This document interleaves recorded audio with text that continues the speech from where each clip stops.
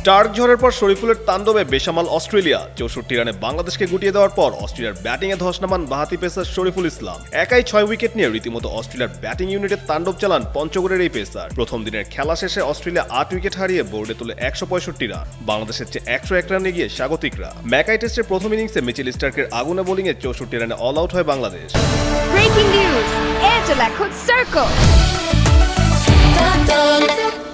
22 বলের মধ্যে 5 উইকেট নেওয়া স্টার্ক শেষ পর্যন্ত 10 ওভারে 12 রান দিয়ে 6 উইকেট শিকার করেন। জবাবে ব্যাটিংয়ে নেমে অস্ট্রেলিয়াও শুরুতে বিপাকে পড়ে। শরীফুলের দুর্দান্ত বোলিংয়ে অস্ট্রেলিয়া 148 রান তুলতেই 8 উইকেট হারায়। তবে দিনের শেষ দিকে দলকে অল আউটের সংখ্যা থেকে দূরে রাখেন ক্যামেরন গ্রিন ও নাথান লায়ন। গ্রিন তুলে নেন 50, অন্যদিকে 28 বল ঠেকিয়ে 10 রানে অপরাজিত আছেন লায়ন। 64 রানে গুটিয়ে গিয়ে যেখানে ম্যাচ থেকে ছিটকে পড়ার সংখ্যা ছিল বাংলাদেশের, সেখানে শরীফুলের তাণ্ডবে অস্ট্রেলিয়াকেও আটকে দিয়েছে টাইগাররা। এখন গ্রিন লায়নের জুটি কত দূর যায় সেটিই হতে পারে দ্বিতীয় দিনের শুরুতে বাংলাদেশের জন্য সবচেয়ে বড় প্রশ্ন।